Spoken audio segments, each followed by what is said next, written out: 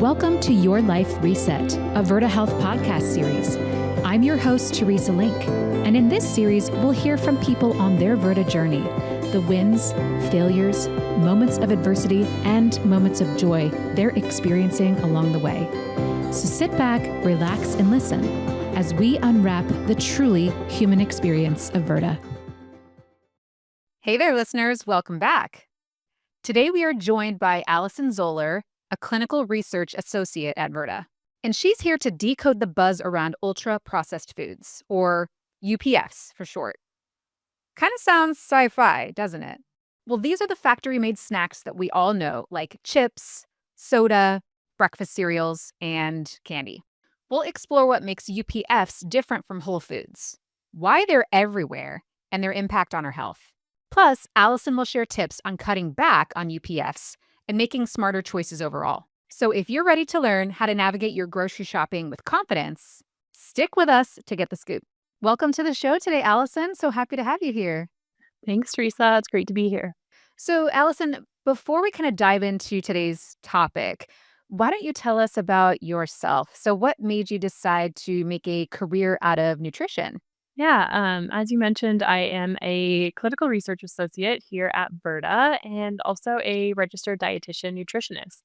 And it's a bit of a long story as to how I ended up here, but basically, I started as a college athlete and it had me really interested in kind of how our body works and functions, and also how it's affected by nutrition. And I ended up studying exercise physiology in grad school and learned that it's more than just athletes that can benefit from optimal nutrition. So I did my master's thesis on insulin sensitivity after exercise and kind of became fascinated by the idea that lifestyle factors can play such a big impact on our health. So after a handful of years of working as a clinical dietitian in a hospital setting, I was able to find a career path that really blended my love of nutrition with research background on metabolic disease here at Virta. So the emphasis on research and evidence-based work here is just awesome, and it's very exciting to be a part of helping people optimize their health through nutrition. Now, you were a volleyball player, right? Yeah, Yes. And where did you play volleyball? I played at a Division II school called University of Nebraska at Kearney. So go Lobers. Nebraska. Yes. Ah, Fellow Nebraskan. That's awesome. Yeah. So Nebraska, we love our football and we love our volleyball. Wherever we can get it, wherever we can get volleyball. I think we're increasingly fans of that since football yeah. is, it's okay. Hey, we're doing better this year, but yeah, big volleyball state Yeah. for sure. We're fans no matter what. Fans no matter what. So we Definitely. do. We love our sports. So that's really awesome that you were able to blend all of those things that you love into one career path. So now that we know you, we know everything about you now, Allison. I want to kind of dive into the topic that we have at hand today, which is ultra processed foods. So this seems to be all over the place right now. It's also abbreviated as UPFs, right? So there was a study about this. A lot of kind of scare headlines, came out, and I'm hoping that you can kind of set us straight today. So in this study, these ultra processed foods, again, abbreviated as UPFs, um, they sound like something out of a sci-fi movie. So what exactly are they, and how do they differ from foods that are not ultra processed? Yeah, you're right. It does sound quite sci-fi. And we are hearing about them everywhere. A lot of scary headlines, like you said. So I'm hoping we can break it down today and kind of help dissect some of these ideas and headlines. But basically, ultra processed foods are just factory made foods, and they really don't look much like the original ingredients that they come from. So, as we all know, we see these very long ingredient lists with items that also sound very sci fi, right? Difficult words to pronounce. We don't even know what they are. And these foods are usually made from oils, sugars, refined starches, and they have very little real or whole foods in them. So, also to make them last longer and taste even better, companies add chemicals. They add things like preservatives, emulsifiers, flavors, colors. And those examples of those UPFs are lots of things, packaged snacks, chips, instant noodles, sodas, and even things that we maybe wouldn't think about, but like some spices, like packaged whole grain breads or even flavored yogurts. And I think of Twinkies, like a packaged Twinkie that probably was from 1975 and is still good. Not still good, but probably still tastes the same. Yeah. So wow, even spices? That's crazy. Do I need to throw out my favorite spice blend that's called Slap Ya Mama? It's a Cajun seasoning. It's my favorite. So do I need to throw that out, Allison? No, that sounds delicious. We'll have to try that one. Yeah. Um, no, not just hold on to that just yet. There's a lot to dissect when we're talking about ultra processed foods. There's quite a range of processing and how these foods are sort of categorized. And let's think about at the opposite end of the spectrum. We think about ultra processed foods. So that's kind of the highest degree of processing, but the other end is what we call whole foods, and those are foods that are minimally or not processed at all. So maybe your seasoning probably lies somewhere in the middle, but whole foods, they retain their natural form and nutrients. So vegetables, fruits. You won't see a list of foreign words on an ingredient list on whole foods, or even an ingredient list at all, for that matter. That's true. That's true. So is there an official definition of what counts as an ultra processed food? So those of us that are grocery shopping can know, is this an ultra processed food or is it not? Is there some sort of algorithm or classification system that you can share? Yeah, it's not that simple. There's not this like one label that just says ultra processed food on the package. So it's not black and white. But how ultra-processed foods are defined, they are defined by what's called the NOVA classification system. And it's just a system that was developed by researchers in Brazil, and they were trying to understand how food processing impacts diet quality and health. And so their system they created, it categorizes food into four groups based on the degree of processing. So group one, that unprocessed or minimally processed, those whole foods that we just talked about, fresh fruits, vegetables, things like that. That's at the bottom kind of end of the spectrum. And then at the top, those ultra processed foods, that's group four. That is the things with the long ingredient list, all of the chemicals and additives. And then group two and three are kind of somewhere in the middle. Maybe some of those spices, some of those things that are have a lesser degree of processing and might not be so bad for us. Okay, so this system just uses the processing to kind of rank those foods. Is that right? Right. Yes. We want to make sure we're not thinking about this in sort of a black and white thing here. It doesn't actually incorporate the nutritional content of the food. So it's just the Interesting. processing. Yep. Just the added Okay. ingredients, artificial or otherwise. So, thinking about these guidelines, there's a bit of a nuance due to the subjectiveness of classifying certain products, especially because we have a lot of foods that have sort of nutrients fortified in them. We have cereals that have extra vitamins and minerals in them. And so those kind of fall into these subcategories, maybe these healthier ultra processed foods. And so it's a little bit more difficult to define when we're kind of mixing in these different versions of processing and nutrients. Yeah, that is so difficult when you're grocery shopping, especially if you've got young kids and you just want them to eat something, so you can buy a box of mac and cheese now that is fortified with different, nutrients, vitamins, minerals. Same thing with canned, SpaghettiOs and deep down, like this is not great, but also there's some vitamins and minerals in here, so that's helping me out at least somewhat, feeling better about life. Right. Yeah, But yeah, it we is it definitely is don't. tricky. Yeah, we don't want to think about things black and white for sure, and that's Okay. a great point to make. Is just because it might have a little processing, we don't want to be throwing it out like your favorite spice or seasoning. Yeah, that's a great point. I think it's so easy for us to be, um have such a kind of extreme thinking about this. Either it's good or it's bad, and there's no in between when really everything is this gray area. So um, I'm sure we'll talk a lot more about that and some of the nuances here But before that, I wanted to find out a little bit more about this study and what happened. So the study links ultra processed foods to 32 different health risks, right? That sounds kind of alarming. So what exactly makes these foods so bad for us? And is it just the ingredients? Is there more to it? Can you explain that? Yeah, it's a great question and a kind of a tricky question to answer. So it's really difficult to know if the association they're seeing between the ultra processed foods and health is it something about the processing itself or rather the components of the food? So like being high in sugar, for example, or it could be a whole other reason altogether, right? So a diet high in ultra processed foods tends to be higher in sugar and fat and lower in vegetables and fruit and fiber. So we know that that is a little bit more nutrient dense or healthier foods for us.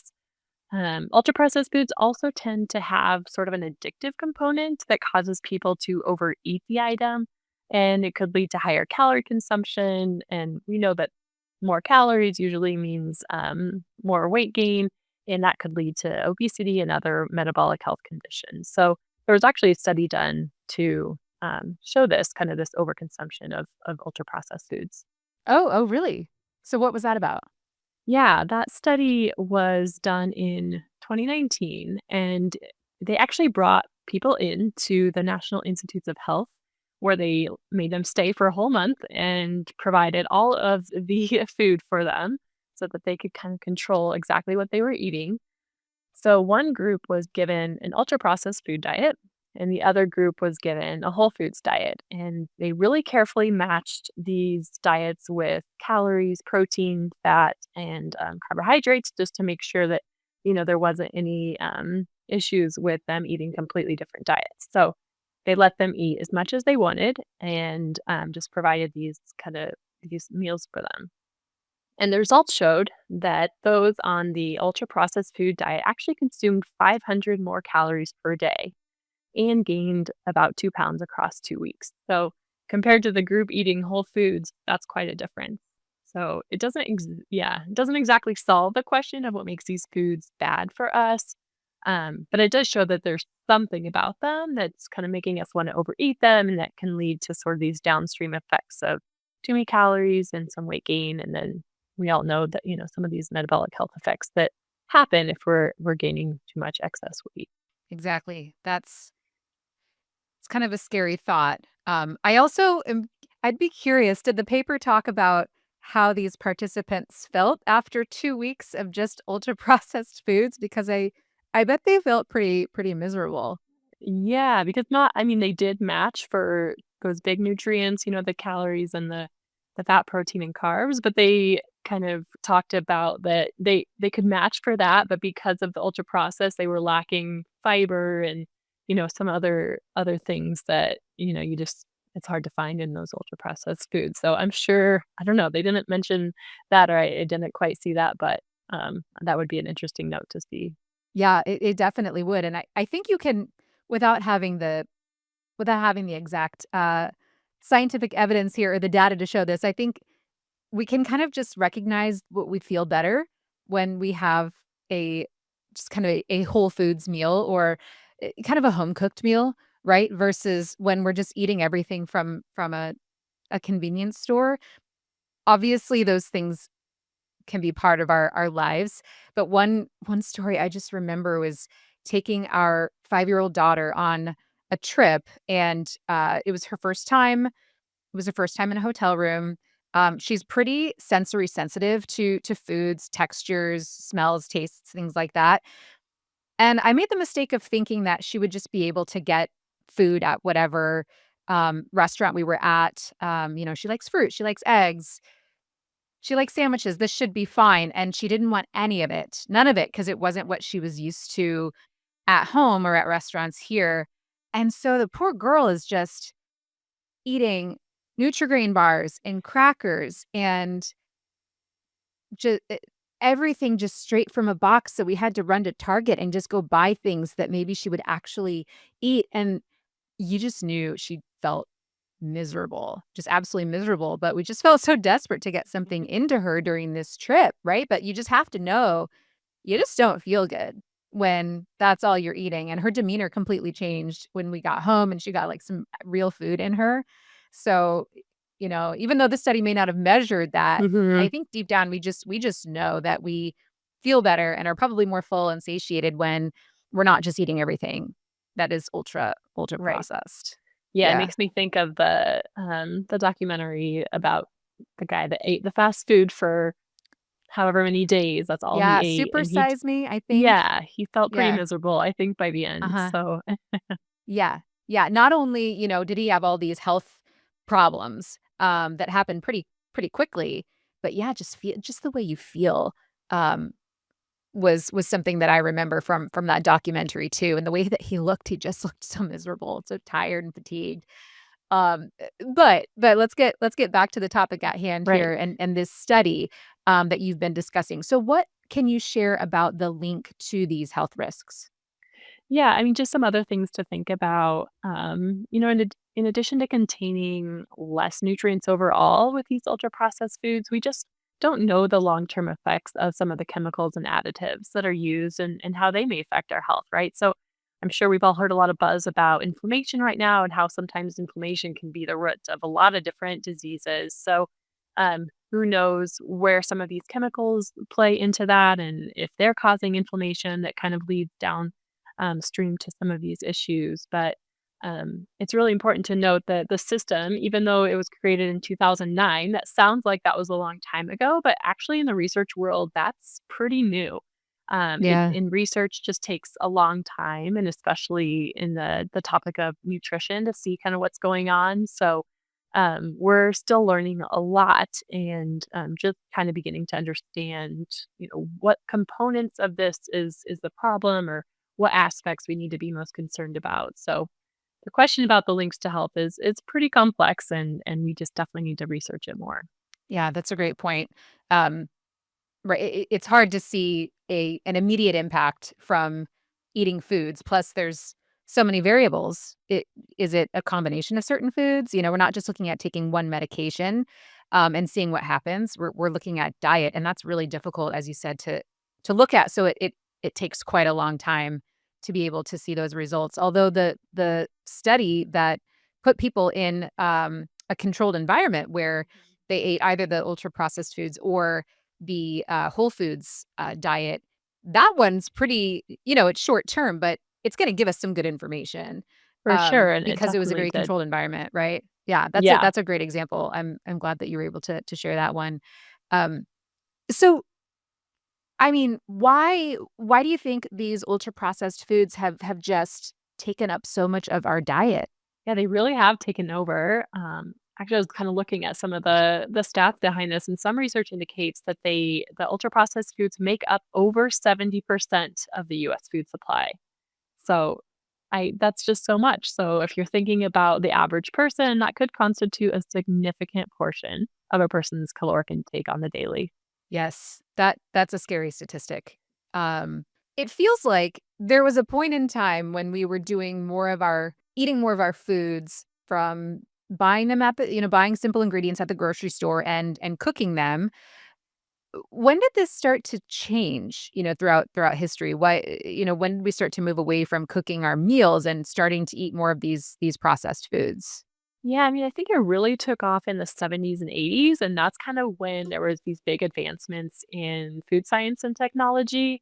So really just this mass production of shelf-stable foods and kind of this popularity with the advertising that came about as well. So, we all remember our favorite the cereal commercial. I can hear all the jingles in my head right now, right? Mhm.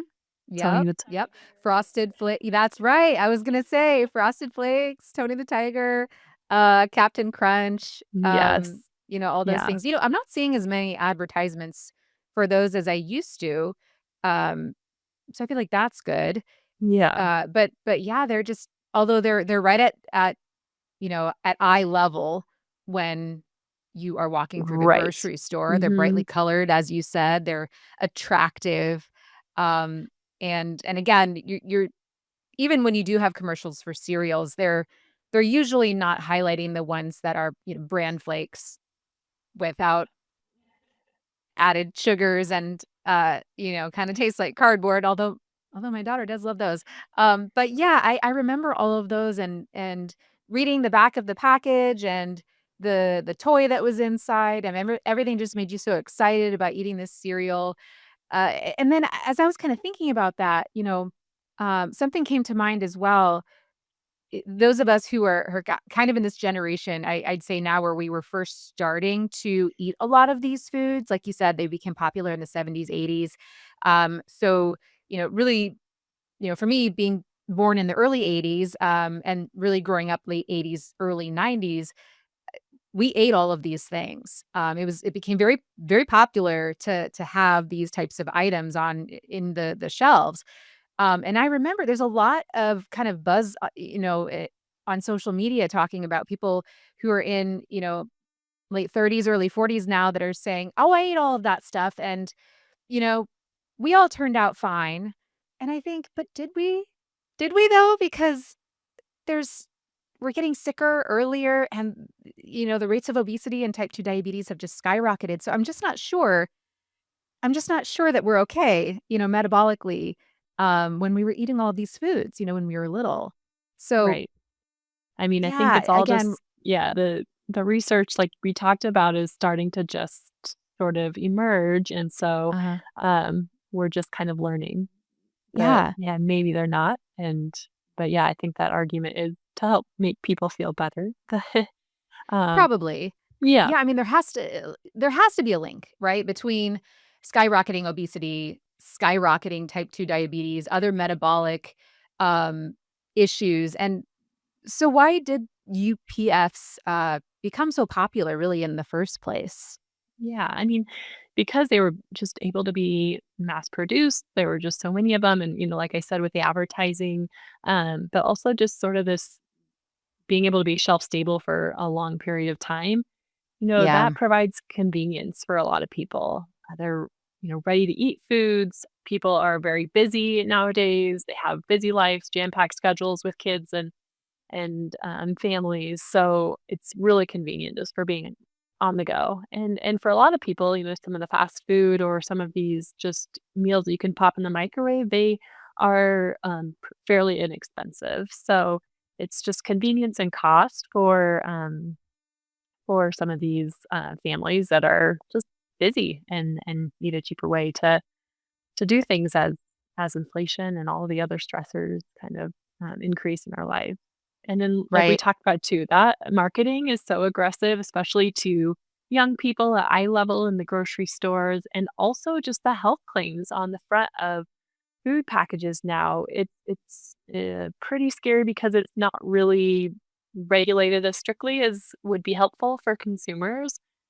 We just don't have that great transparency in our country with food marketing. So a lot of claims out there that may not be, substantiated. That is also very scary. You're a parent, or not just parents, you're a person at the grocery store trying to make some decent choices, and you're seeing these labels just screaming at you, can help reduce cholesterol or can help support a healthy heart, and you think, "Okay, great, I'll just grab that. That sounds great." Not gonna worry about it because obviously this is somehow better for me than something else, and to your point, the convenience, I think, is so, so powerful, even more so than I might estimate, cost, Hmm. because, you know, uh, like you said, families are so busy, and anymore, we go for the types of products, the types of smartphone apps, the types of companies that give us that fast, result, the fast answer, the fast, shipping. We just have a hard Hmm. time waiting, and so when you have something that's convenient, it's hard to beat, it really is, and that just makes the system so much harder to break. Right. And so then that kind of Yeah, plays into the fact that when people are busy, they see these like front of package labeling that says natural or healthy or whatever it might say. They're like, great, I don't have to, research this. I can just grab it and go. I know it says it's healthy, so surely it is.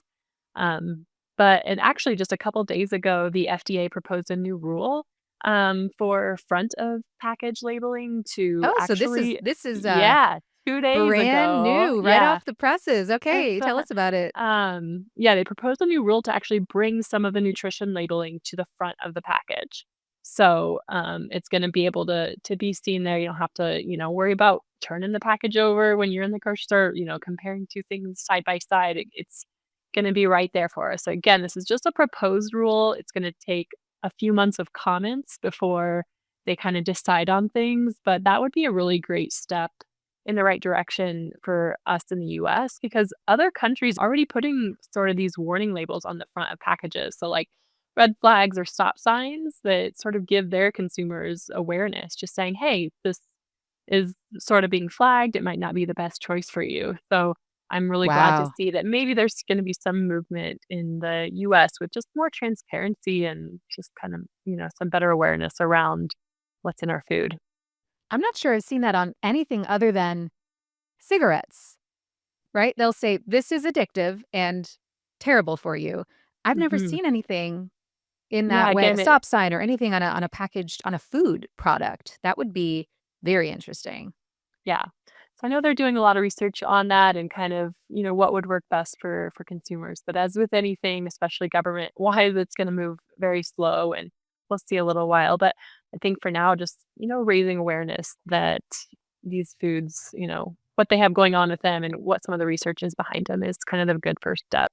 I think that's a great first step. Yeah, that raising awareness. Maybe have you grabbing the box, you kinda take a pause and think, "Maybe I should just check out and see what's in here."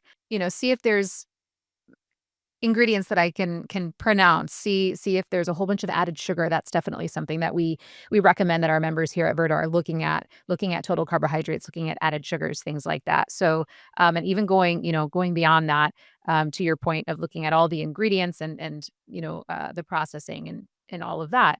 Off topic from this particular study, but when we're talking about transparency, it kind of reminded me of when I'm not sure if it was a law that was passed or if it was voluntary, but a lot of restaurants putting calorie information on their menus, and I'm not sure I'm not sure how much this has been looked at or what the data is, uh, but one thing that I do know anecdotally is it makes me think twice before maybe I'll order a salad that I thought was gonna be a pretty good choice, and then I see that it's 1,200 calories, and I'm like, "Whoa, okay, not that calories are everything, but there's a whole lot of stuff in here. Maybe I need to consider some modifications or just like a smaller portion size." So yeah, to your point, that transparency can be really powerful just to give us the information to try to make Right. Or at the least healthiest giving choice us possible. a better comparison so that we can make just the better choice between the two. If we're going to grab something that's processed or convenient for us, at least we can quickly make that comparison and kind of see ingredient lists. Or it sounds like the three main nutrients that they're going to be flagging is fat, saturated fat, and added sugar and sodium. And that is Okay. actually another part of why these foods are so popular because the combination of those 3 things, is what these companies do to engineer these foods to be hyper palatable, is what they call it. And hyper palatable just means that they taste so good that it's really hard to stop eating them. So sort of this combination of high amounts of those 3 things, the fat, sugar, and salt, that's what sort of triggers that overconsumption we're learning. So Wow. to have those front of package, to be able to see kind of what's going on there is gonna be helpful because that's the thing that makes it hard to sit down and just eat that one serving of the bag of potato chips. That feels very sneaky. Right. This combination of these 3 ingredients, tricking me to eat more, eat more. They But it say you makes can't have sense, just right? one for a Yeah. reason. They're being Think honest with you. yeah. No, but think about when you have nuts, right? Like, if you have unsalted nuts, you're like, "Oh, I'm good. I'm good with 5 or 6." But if you have salted nuts, you're gonna eat a lot more than that. And other foods where it feels like you're just a bottomless pit. If you Right. with tortilla chips, you could eat the entire bag and want another bag. It's hyper palatable. Okay, that's the word that describes this 3 ingredient trifecta of Yes. terror, I guess we could Makes it hard to say. stop for sure. Kinda getting back to your original question, we kinda summarize and make sense of the study and these findings. So we know overall there is evidence to say that consuming a lot of ultra processed food is not great for our health. But there's several caveats to that, kind of all the factors we just talked about with the nuances of research and data. Um, the ultra processed food list may include items that are actually not too bad for us. So spices are, slappy mama seasonings. It could just be that one ingredient that bumps a food into a category of more ultra processed. Um, some spices, protein shakes, flavored yogurts, and these are all actually items that could be important for some people, especially in a specific health journey like weight loss, where you might be needing adequate protein. So we just don't know what it is about ultra processed foods that are bad exactly. Is it the ingredients, too much sugar, fat? Is it the additives that cause overconsumption? Is there something about the processing itself or a combination of some of these ideas? So really, we just need more research to kind of sparse this information out. But in one sentence, we should try and minimize these ultra processed foods in our diet, but we don't need to throw out everything in our pantry that is in a box or a package. And there's foods that still could fit and align with our health goals. That's great. That's good to hear. So for someone who's looking to reduce their intake of these ultra processed foods, where's a realistic place they could start? Yeah. And I think the good place to start is just kind of taking a step back and looking at your diet as a whole. Because for some people, they might be having ultra processed foods or just some degree of processed food that actually fits in their diet and is serving a purpose for them. So I would first say, are you having things that aren't serving a purpose and that are just sort of these empty calories that aren't providing much nutrition for you? And if you are, then with any change, let's start small, right? Let's start by just swapping one of those packaged snack items to something that is less processed. So swapping the potato chips for some veggie sticks. That's a pretty easy swap that hopefully most people can do. Second, we've talked a lot about the going grocery shopping, and I would say do not go grocery shopping hungry. I have to live by this rule myself because, It's a good one. yeah, we know that flashy marketing it makes things very tempting just to grab things off the shelf that sound good because we're hungry. And also just stick to the perimeter of the grocery store. That's usually where all of those whole foods, unprocessed things live. Yeah, that's one of my favorite tips as a dietitian is just shop the perimeter of the grocery store and you don't really have to worry about it where most of your fresh foods are. And again, to your point, it doesn't mean you can't go in the middle of the grocery store and get some of these boxed items because many of these may play an important role in your lifestyle. Uh, but if we can try to do more on the outside with the fresh vegetables and fruits, the produce, the fresh, meats and other protein sources, eggs, cheese, full fat dairy, we're probably going to be doing a little bit better for ourselves. So, Yeah, that's true. But if you do have to go into the, center aisles, which like you said, most of us do, the third thing I would say is to read those labels. So hopefully the US is going to kind of catch up and start to be better about putting things on the front of labels. But when you're comparing things, when you're comparing two foods, choose the shorter ingredient list, maybe looking at the ingredient list. If there's a bunch of foreign words on one list and there's not so much on the other, that could be a better option. Again, we don't have great transparency, so we have to sort of be our own nutrition sleuth, unfortunately, when it comes to kind of hunting and choosing which ones might be better for us. And just remember that whatever claim is on the front of the label, it might not necessarily mean that that item is natural or healthy or whatever it might be claiming to. right, right. Um, okay, so it sounds like Allison, there's just a ton of information to unpack when it comes to this entire topic of ultra processed foods. And what I've heard today is it's not quite so black and white. We can't look at a certain packaged good and say, this one is an ultra processed food. Don't buy it because it's not quite that simple. It's far more nuanced than that to your point. So I also heard the importance of kind of being realistic. Um, some of these processed foods may play an important part in our daily lives, and there's nothing wrong with that. But let's find some ways to incorporate more whole foods into our daily routine. Sounds like kind of the overall picture that I'm getting. And you said number one, start small. Number two, uh, don't go to the grocery store hungry. I heard that one. Number three, read labels. And then number four, plan ahead. So these are some really great tips that I think we can leave our listeners with. So before we wrap up our episode today, and again, thank you so much for joining us today. Um, were there any final takeaways that you wanted to provide our listeners? No, I think you nailed it on the head for sure.